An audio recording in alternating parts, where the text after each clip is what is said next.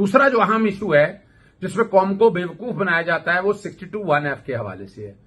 और कहा जा रहा है कि इमरान खान का जो बयानी है, झूठा बयानी अल्फी है, वो 62(1)F के जिम्मे में आता है। आहमकों की जन्नत में रहते हैं।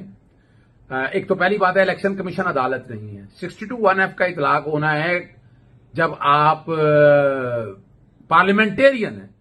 सियासी जमात का सरबराह पार्लियामेंटेरियन भी नहीं हो सकता। अगर वो नॉमिनेशन पेपर जाए तो फिर क्या 62(1)F का इतलाक करेंगे आप? और ये इनफरादी तौर पर आना है।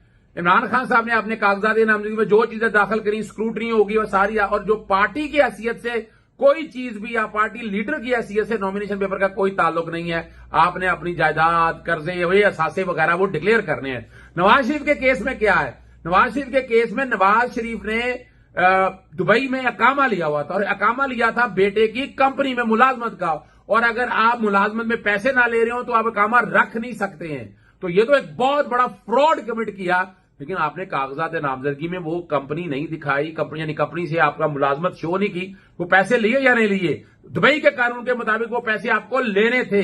बाप हो या बेटा हो, इससे कोई फर्क नहीं पड़ता है। वो है मिस डिक्लेरेशन। इसलिए नवाज शरीफ को सजा हुई, ताहयात नाअहली हुई और पार्टी सदारत से भी चले गए। इमरान खान के अगेंस्ट 62 की तलवार जो है ना, 62(1)F की तलवार, वो टूट चुकी है। वो रेजा रेजा हो चुकी है। कुछ भी नहीं किया जा सकता। गालिब दिल के बहलाने को ख्याल तो अच्छा है, लेकिन बयानिया जो है सियासी जमातों का बुरी तरह। अहम इश्यूज हो या मुल्की और गैर मुल्की शख्सियात की प्रेस कॉन्फ्रेंसेस, हर लम्हा बाखबर रहने के लिए हमारा YouTube चैनल सब्सक्राइब करें।